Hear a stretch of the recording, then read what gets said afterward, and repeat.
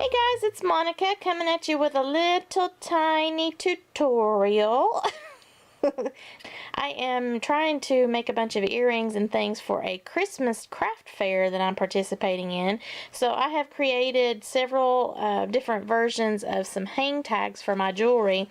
Some of them I'm using these cute little price tags that I made that say Merry Christmas, and then on the back side you can put a price. I can also take that off if I print them without the little price sign, in case you wanted to have them for gifts.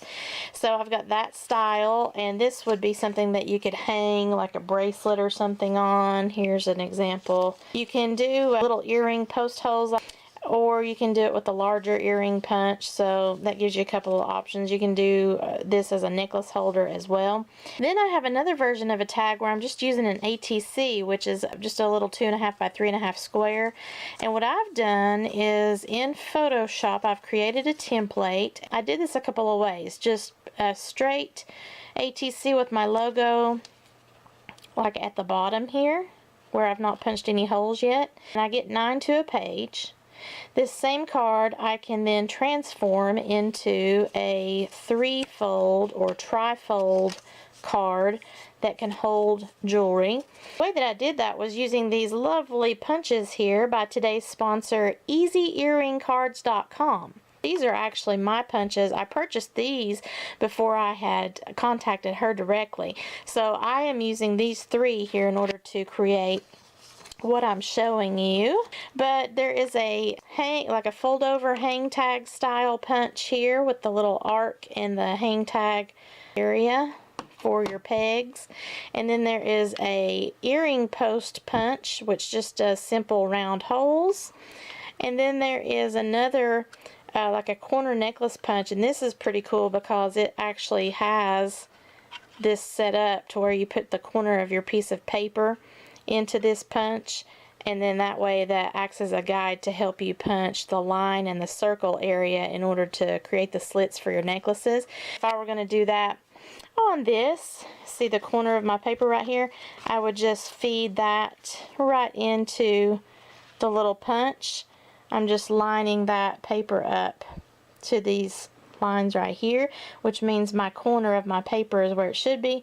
I would just push that button, and then voila, I would have something like this. So that's what I did for these examples here. So this way, when this gets in the folded up position here, it's positioned in such a way that I can put my necklace down through that slit, and the little hole will hold like your chain or your cord or whatever. It'll firmly hold that. That way it doesn't keep wanting to fly out of the slits there. And then when you fold it over, I put the simple holes for the earrings on the front where my logo is. But you see this fold over corner punch?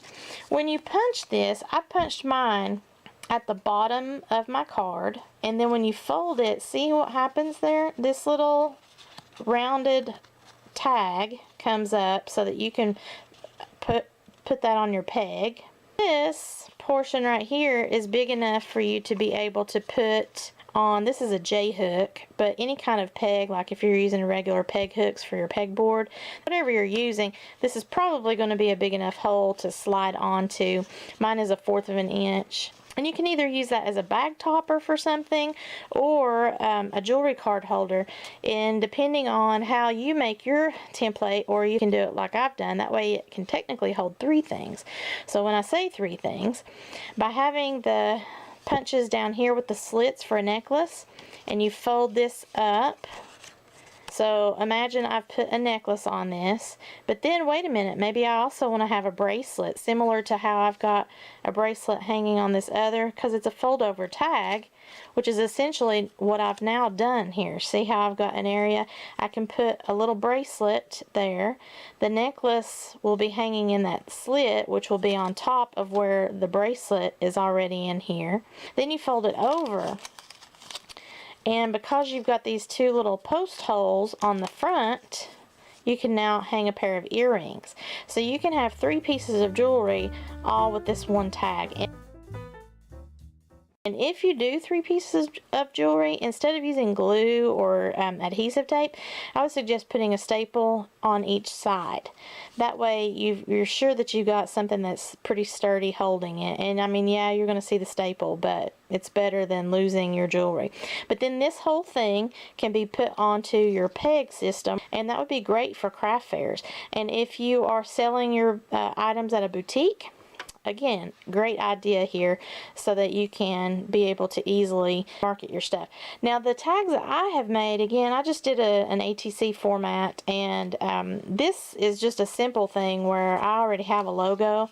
So I simply just resized my logo to the bottom of my ATC. If you don't have a logo, I suggest you get one created or make a simple one yourself. At the very least, you definitely want to be sure that you have your contact information. This is sort of like a business card without really giving them a business card. So I do have my website on here, the www.SparkleByMonica.com, and then my logo has my business name, obviously, A Touch of Sparkle by Monica.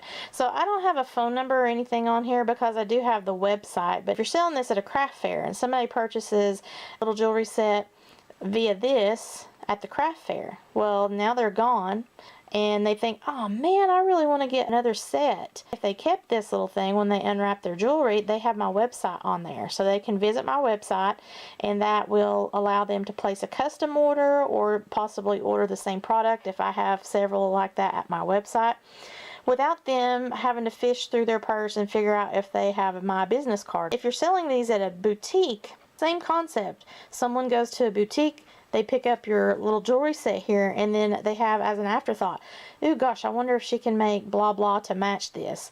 Or, hey, I really wanted to buy another one for my friend, but they only had this one at the boutique. I mean, you know, there's all sorts of possibilities by creating things like this if you're a jewelry designer. And then also, it's pretty simple. You know, you just make ATC cards, and I love to make ATC cards. They're perfect for lots of different purposes, especially in jewelry making. Now, this particular way that I have set this trifold card up, I really like this because it is so multifunctional. So here is just the simple post punch that I got from EasyEarringCards.com, and this is a really nice punch. It has a clear window on the back which you can pop up so that you can empty out the little paper pieces and everything. Also, it gives you an opportunity to just barely see down in where the little holes are going to punch. And on the larger hang tag, I've used my big tool. It's a handheld, huge thing. It's kind of heavy, but it makes that hang tag shape right there. And I find that this larger hang tag shape is going to be a little bit easier to get over those J hooks that I have. I just love these punches here from EasyEarringCards.com because they are so versatile in the template that I created in order to make something that not only folds over and allows me to hang it on my pegboard, but I can now put 3 pieces of jewelry on one of my branded cards, and I can approach boutiques and also hang these up very easily in my craft booth. And they're not very expensive. For your investment, you're getting a lot for your money because of the versatility that you have in various projects that you can make for your jewelry packaging. You love my big stack. I cut all these apart last night after I printed them, and I printed on some, it's cardstock, but it's actually fairly thin. I would prefer to have a thicker cardstock for these earring cards. So this is just nice and white, pearlized cardstock. It's Reich Paper Shine Pearl, 8.5 by 11. It's got 80 number text. So I looked up on Amazon where I purchased that paper, and it says that this is an 80-pound paper. I don't really know the poundage and all that business of how cardstock goes. This is actually, it feels thinner than my photo paper that I have, which is a 50-pound photo paper. It feels thinner than that. I mean, it's not a flimsy paper. It doesn't disintegrate in your hands, and it handles very well in my inkjet printer. And then also when I go to sell these cards will also still work for me because I'll be putting them in my plastic bags like how I showed in one of my other videos. I get these little Ziploc bags from the Dollar Tree during the holidays, and I've got several of them, you know, to go for pretty much all holidays, I think now. So this would go down inside my little baggie along with my business card if I were mailing this to a customer. I'm going to find out at the craft fair, you know, as far as the hanging, how they're going to stand up on those J hooks and people putting their fingers on it, possibly pulling them off and putting them back on. For the overall look of what I need, and if I were mailing this to a customer, of course I wouldn't even need to have the hang tag. I'm going to do a giveaway. You're going to get 4. There's a lever back punch, and I didn't actually purchase that because I did already have a different lever back punch. I'll have enough to give 2 of my subscribers a set of 4 punches. Thank you again, EasyEarringCards.com, Miss D, for providing these wonderful 4 punches here. I really appreciate it. You're my very first sparkly sponsor. Yay!